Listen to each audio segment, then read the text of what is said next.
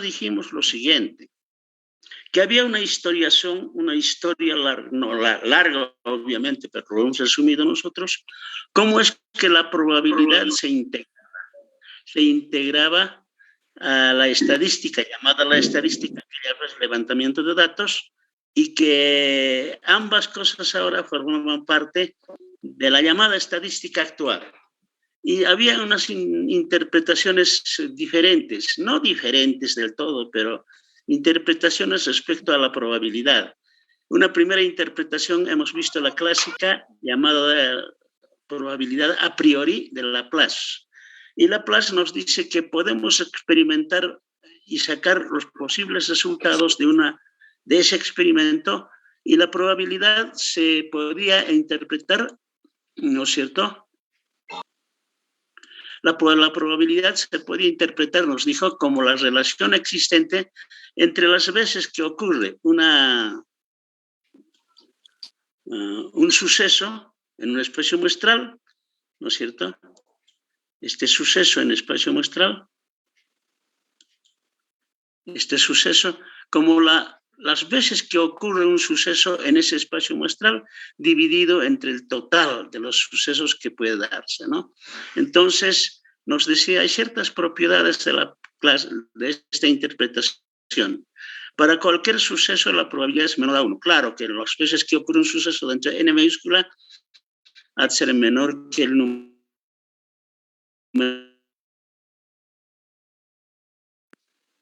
número de ser menor. Ahora, menor o igual que 1 a la vez. La probabilidad del suceso seguro es 1, dijimos. Si dos sucesos A y B son mutuamente excluyentes, entonces la probabilidad de que ocurra A o suceso B vamos a hacer este ejemplito más tarde, ya más rato, si es que alcanzamos. Es a la suma de las respectivas probabilidades. Esa será la interpretación clásica de la probabilidad debido a Laplace.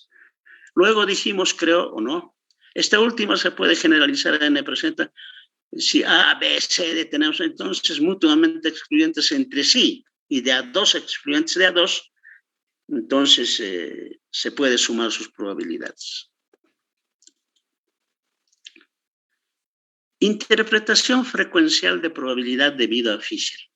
Fisher nos dice, ¿no? Y se funda en una ley, nos dice, para calcular la probabilidad habrá que repetir el experimento muchas veces y verlo. Entonces vamos a interpretar la probabilidad como la relación entre el límite, la tendencia que tiende, entre la división del número de veces que ocurre un suceso dentro de ese suceso total, n, y la división entre n a sub a, n sub b, como aproximación, como límite, ¿no? Entonces nos dice así. Fisher funda su concepto en la ley de Azar. ¿Y qué es la ley de Azar? La ley de Azar dice que cuando repetimos un experimento bajo las mismas condiciones, entonces siempre tiende a aproximarse a un número los fenómenos, ¿no es cierto? Tiende a aproximarse, ¿verdad? Entonces, esa ley nos dice eso, que hay que repetir muchas veces un experimento y van a ver que tiende a un número, se concentra un número, va a ir próximo a un número, dice, ¿verdad? Bajo las mismas condiciones. Entonces,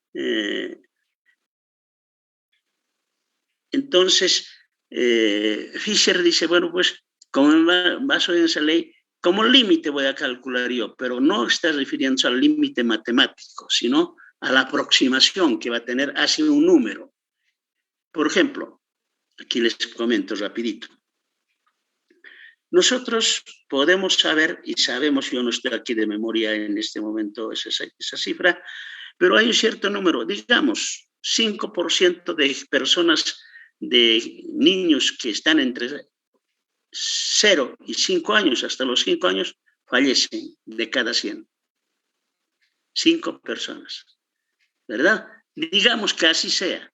¿Cómo han obtenido eso? Han visto el experimento en esa grupo etéreo han visto que fallece 4, 6, 5, 4, 6, 5, 5, 5. Se repite mucho más 5, entonces dice, ya, entonces 5 de cada 100 fallecen. 5 sobre 100 va a ser la tasa de mortalidad de estos niños. A eso se refiere cuando dice se repite N veces un experimento. No es que hay que ver cómo lanzar dados, sino hay que examinar, siempre que las condiciones no cambien. ¿Ya? Siempre que las condiciones no cambien. ¿Te acuerdas que en la pandemia, mientras no había vacunas, no estuvimos acostumbrados a cuidarnos, no teníamos idea de la enfermedad, fallecían 6, 7 de cada 100? Y decían, la tasa de mortalidad es 6. Las condiciones han cambiado, siempre tienen que ser las mismas para calcular el límite, la probabilidad. Entonces, las condiciones han cambiado, ahora es distinto. Varias veces estamos repitiendo el experimento, todos los días están observando y dice que la tasa de mortalidad es 0,7, ni 1%, ¿verdad? Entonces, a eso se refiere la tasa, la probabilidad de Fisher, y que se llama probabilidad a posteriori. Él dice, primero hay que ver el experimento, mientras que Laplace dice, podemos experimentar antemano y luego recién calcular el límite como una relación teórica. Por eso se llama a priori, esto es a posteriori, ¿no? Bien. La probabilidad subjetiva. Hay gente ligada a un fenómeno que tiene en mente un porcentaje, el porcentaje de veces que, el porcentaje o las veces que ocurre un fenómeno, ¿no? Por ejemplo, ustedes se van a una señora con 20 años de experiencia al mercado Fermín López, un sábado, un miércoles, ¿no? Señora, ¿cuántos zapatos vende por día? Los miércoles. Mira, de cada 10 que me entregan, te voy a decir, yo vendo unos 7 pares. 7, 8, 7, pero más bien los 7. Él sabe. A ver, aproximaremos a un experimentado vendedor de repuestos de automóviles. ¿Cuánto vendes de este repuesto semanalmente? Mira, los chutos que vienen necesitan estos repuestos. Yo vendo generalmente de cada 100 que tengo, o de cada 20, no importa, de cada 20 que recibo de estos repuestos, yo vendo 12, hasta 15, 12, 15 más o menos, te da la idea, ¿no? Entonces, ese se llama probabilidad subjetiva. Se funda en el grado de creencia racional depositada en la ocurrencia del evento, ¿no? Esa también es una probabilidad. Entonces, hay diferentes formas de percibir, de calcular, entre comillas, calcular la probabilidad, ¿no es cierto? Desde el punto de vista de Laplace, hay que tener frecuencias teóricas, ahí se puede calcular la probabilidad. Desde el punto de vista de Fisher, hay que repetir o ver la repetición varias veces del fenómeno bajo las mismas condiciones, la probabilidad subjetiva en el grado de creencia que una experimentada persona está siempre en relación con ese fenómeno cuya probabilidad se quiere determinar, y él nos va a dar así, de manera subjetiva, esa probabilidad. Pero, en fin, todos son porcentajes probables. Y finalmente, hay una interpretación axiomática. Axioma es todo hecho, toda relación que no necesita demostración, sino se ve de antemano como verdad, es verdad, ¿no? Eso dice la interpretación axiomática de probabilidad de Kolmogorov-Smirnov. Estos son rusos, ¿no? Estos son rusos. Entonces dice, nosotros vamos a entender como como una función que va a asociar ciertos números a fenómenos que ocurren en la naturaleza. Pero van a ser esos 3 axiomas que tiene que cumplir esta función. Dice. Lo mismo te dice, ¿no? Esto está mal, ¿ya? Esto está mal, te juro que está mal. Esto debe ser así. menor o igual. Hay que dar vuelta a esa desigualdad. No es mayor o igual que 0, es menor o igual que 1. Menor o igual que 1. ¿No? Eso quiere decir, eso hay que dar la vuelta, ¿no? Al revés es esta vueltita. Es así. Me he equivocado en eso y no lo puedo corregir hasta ahora. Es que estoy con unas diapositivas. Entonces, esto es así, perdón. Esto es... Ay, cara, no puedo... Esto es así. Menor o igual que 1. Así es, ¿ya? Así es. Así que eso, corríjanlo, está feo eso. Y no podemos seguir con eso. ¿Ya? Es mi error, pues no es de ustedes. Y finalmente aquí dice también, la probabilidad de que ocurra un suceso imposible en el 2 es 1. Eso ya lo sabemos. Y dice igualito, ¿no? La probabilidad de que ocurra A o B es igual a la suma de sus probabilidades siempre y cuando A y B sean mutuamente excluyentes. ¿Nos dice nada? Entonces, ese es lo mismo, pero solamente que ellos están diciendo, es verdad esas propiedades que nos ha dicho Laplace, pero nosotros interpretamos bajo 3 axiomas como función matemática. Pero además de interpretar así, tenemos que agregar bajo las mismas condiciones si ocurre el fenómeno. Si han cambiado el fenómeno, pues no se puede, ¿verdad? Como la pandemia que nos estamos cuidando, bueno, pero yo no sé si nos vamos a cuidar, carnaval y todo eso estamos haciendo, pero nos protegemos de la pandemia con las mascarillas o eso que nos protege, ¿no es cierto? Tomamos, no sé si tomamos, pero por lo menos nos lavamos, hemos adquirido la fea costumbre de lavarnos las manos, ¿no es cierto? Entonces estamos haciendo bajo las mismas condiciones, 0,7 la tasa de mortalidad, ¿no es cierto? Es esa cosa, perfecto. Hay 3 teoremas que son importantes saberlos. Un teorema es la probabilidad de que el suceso imposible es 0, ¿no? La probabilidad de que ocurra un suceso A es igual a 1 menos la probabilidad de su contrario. Es decir, si sé yo un suceso, puedo calcular la probabilidad de su contrario. O si sé de su contrario, puedo calcular la probabilidad del suceso. Eso nos dice esta probabilidad, ¿no? La probabilidad de un suceso es igual a 1 menos probabilidad de su contrario. El teorema 3 nos dice, si los sucesos, este no es os, si los sucesos A y B son sucesos cualesquiera, cuando digo cualesquiera yo quiero decir, no siempre son mutuamente excluyentes, no son mutuamente excluyentes, estoy queriendo decir ahí, ¿no? Entonces, dice, la probabilidad de que pueda ocurrir A o B es a la suma de sus respectivas probabilidades menos la probabilidad de que ocurran conjuntamente ambos. Eso nos dice, ¿no? Pero aquí hay una cosa, si A y B, estos A y B, si A y B, A y B son mutuamente excluyentes, esta probabilidad es 0 porque es probabilidad del suceso imposible.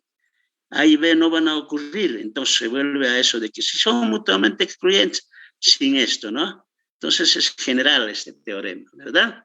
Es general este teorema. Ustedes tienen fotocopias. Yo aquí no puedo hacer el proceso de demostración, pero está en el texto. Por eso les digo, ver la demostración de los 3 teoremas en las páginas 34, 35 y 36 del texto Probabilidad y Estadística, cuyo autor es el que está escrito ahí. ¿Quién será? Pero es el autor. Entonces, Pueden ver eso en los teoremas, digo en el texto, examinarlo bien, leerlo biencito, ¿ya? Les aconsejo que hagan siempre eso. Bien, un poquito más. Mira aquí unos ejemplitos, ¿ya? Vamos a examinarlo bien. Dice, se lanza 2 veces una moneda. Calcular la probabilidad de obtener 2 caras o 2 sellos. ¿Ya? 2 caras o 2 sellos. Yo estoy denominando A obtener 2 caras y B obtener 2 sellos. Entonces, estos son mutuamente excluyentes, estos sucesos son mutuamente excluyentes, porque si en el lanzamiento de 2 veces una moneda te sale cara a cara, no, pues al mismo tiempo no puede salir sello. ¿No? Entonces, a la inversa también. Por tanto, son mutuamente excluyentes. Entonces, yo estoy calculando ahora así, miren. Y si esto quiero que entiendan. No es difícil entender, no es un chiste entender eso, ¿no? Es facilito. Entonces, dice que es probabilidad de A, pero no te olvides que el espacio muestral está compuesto por 4 elementos, ¿no? El espacio muestral está compuesto en este suceso, ¿no?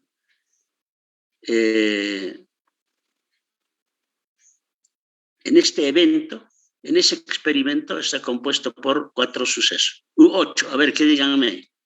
4 u 8. 4.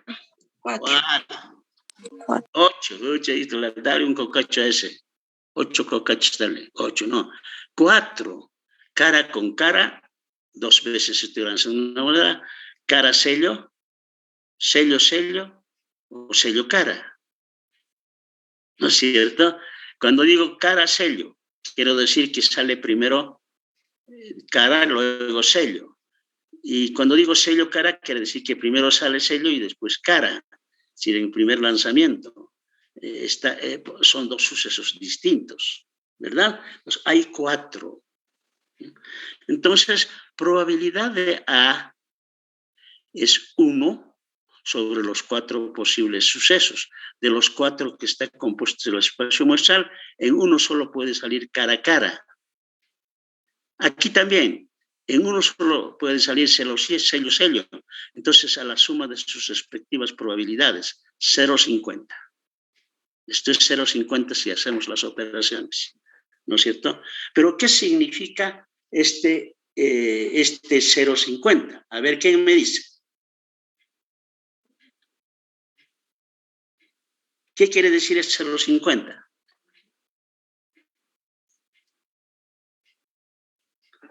¿No saben? Eso está feito, che.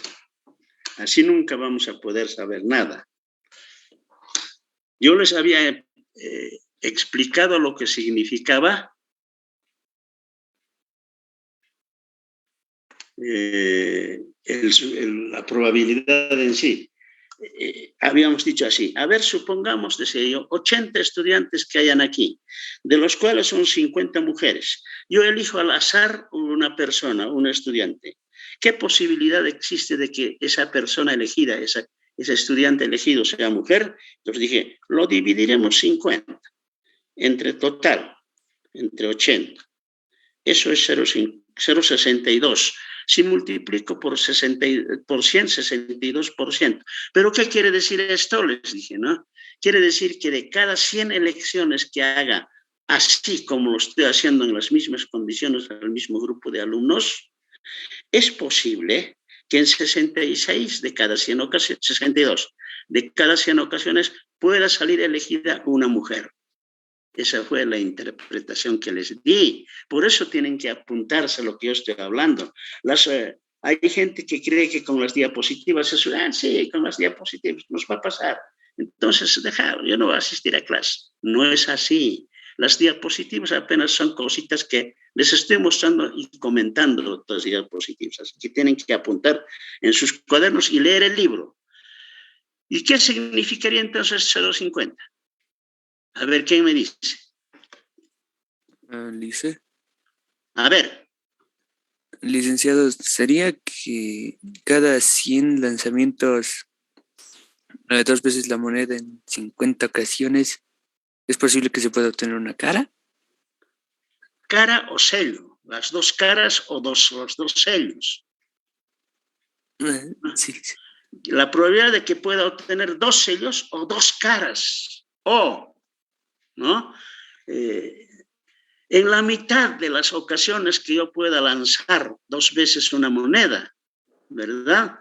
Entonces, en la mitad de las ocasiones, 50% de las ocasiones de los lanzamientos que haga 2 veces una moneda, entonces es posible, es probable que salga dos caras o salga dos sellos. Así se entiende.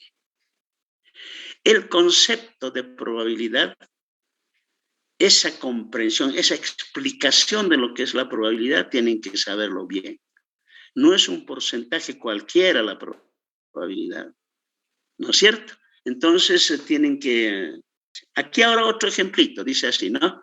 Se sabe que 40 familias consumen carne vacuna, de los cuales 15 además consumen carne de pollo. Son 35 las familias que consumen carne de pollo, entre los cuales están las familias que consumen además carne vacuna. Una familia es elegida al azar, calcula la probabilidad de que consuma uno de los dos tipos de carne. Mira aquí, estos sucesos no son mutuamente excluyentes. Yo lo estoy llamando a que consume carne de vacuna y B consume carne de pollo. No son mutuamente excluyentes. A ver, ¿por qué? ¿Quién me dice? ¿Por qué no son mutuamente excluyentes? ¿Mm? Esas cositas tienen que saber.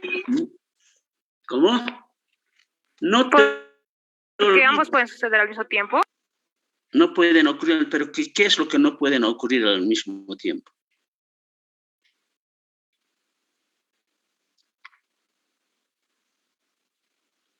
¿No es cierto? Si consume carne de vacuna, ¿verdad? Solamente carne vacuna, no puede consumir además, consume carne vacuna, consume además carne de pollo. Por tanto, no se excluyen pues mutuamente. Si consume carne vacuna, no quiere decir que no consuma carne de pollo. O a la inversa, si consume carne de pollo, no quiere decir que no consuma carne de vaca. Al mismo tiempo pueden ocurrir las dos cosas. Entonces no son pues mutuamente excluyentes. En cambio, el primer ejemplo, si sale cara a cara, bueno, pues no va a salir al mismo tiempo sello. En cambio aquí, si consume carne vacuna, al mismo tiempo puede consumir carne de pollo. Entonces no son mutuamente excluyentes. Por eso son. Hay que saber interpretar o entender cuándo son mutuamente excluyentes, cuándo no lo son mutuamente excluyentes, etcétera. ¿Ya? Entonces aquí yo estoy aplicando esto. Probabilidad de A o B, probabilidad de A más la probabilidad de B menos la probabilidad de A y B. Que consuman carne de pollo, vacuna es 40 sobre los 75, porque son 40 familias y 35. Estoy sumando ambos. 75 más estos 35 sobre los 75 menos 15 consumen ambos tipos de carne sobre los 75.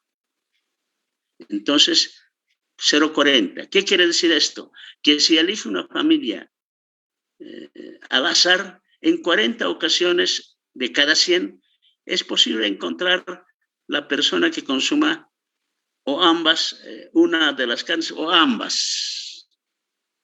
No solamente carne de pollo, sino consumen carne de pollo o de vaca o ambas, quiere decir esto, ¿no? Entonces, esas cosas son importantes entenderlos. Bien, claro que con el ayudante van a hacer ustedes todo esto. Pero conmigo también al final yo les voy a dar una práctica para que trabajen con eso, ¿ya? Muy bien. Bueno, yo les voy a decir aquí una cosita. Es muy fácil contar en estos ejemplitos, en este ejemplo de los dos monedas, veces una moneda, de la persona que consume carne de pollo, etcétera. Es fácil contarlos, pero hay sucesos que no son posibles, no son fáciles de contarlos. Y entonces echamos mano nosotros en el cálculo de las probabilidades a una parte de la matemática del álgebra superior. No sé si ustedes han visto álgebra superior. Del álgebra superior, que se llaman coordinaciones. Un tema que se llama coordinaciones. Maneras de ordenar los elementos de un conjunto. A eso le llamamos coordinaciones nosotros, ¿verdad? Y para contar los sucesos y para algunos modelos matemáticos que más adelante vamos a ver, también vamos a echarle mano a este cálculo coordinatorio que está en los libros de álgebra superior. Hay un libro que se llama Holland Knight, Holland Knight se llama, y es álgebra superior. Pero no estamos pidiendo que ustedes estudien álgebra superior. Yo les voy a dar aquí algunas cositas, elementos básicos para aplicarlos a las probabilidades. ¿Ya? A las probabilidades. No es, a ver, si te dicen, por ejemplo, ¿de cuántas maneras 10 alumnos pueden sentarse en una fila? ¿Cómo vas a contar eso tan fácilmente? 10 A, B, C, D, E, F, B, C, D, A, de muchas. ¿De cuántas maneras puedes colocar 10 libros en un estante al azar? No siempre al azar, pero ¿de cuántas maneras podrías colocar? Son difíciles de contar esos eventos, ¿no? Tienen su particularidad. Por tanto, en esos casos se echa mano a lo que se llama cálculo, álgebra superior, aquí. Nociones de cálculo coordinatorio. Esto está en el texto de álgebra superior. ¿Ya?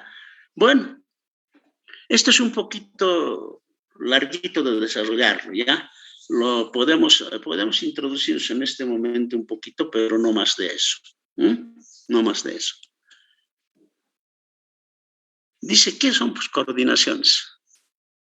Coordinaciones son maneras de formar grupos con elementos de un conjunto. ¿Verdad? Por ejemplo, 10 postulantes, 15 postulantes a secretaría. ¿De cuántas maneras puedo elegir 3 secretarias? No es 15 entre 3. 5 maneras, ¿no? Puede ser A, B con C. C, A, B, primero, segundo, tercero, secretarias. B, C, D, de distintas maneras. A con cientos de maneras se puede elegir 3 secretarias de 15 que se presenten, ¿no? Entonces, esas son coordinaciones. Pero las coordinaciones, a su vez, se clasifican en ciertos tipos de grupos que se pueden formar, ¿no? Pueden ser variaciones, combinaciones. Estos son variaciones, combinaciones y permutaciones. Son las formas de ordenar, formar grupos. Se van a llamar variaciones, combinaciones y permutaciones, y cada uno de estos tiene cierta particularidad, ¿ya? Cierta característica, ciertas propiedades. Los vamos a ir estudiando, pero es larguito esto. Dice, se está quedando sin tiempo, joven, me ha dicho. Quedaremos aquí, ¿les parece? Está bien, licenciado. Está bien, licenciado. Eso es. Entonces vamos a acabar aquí, ¿ya? Dejar de Que la pasen bien, ya, desde la próxima clase.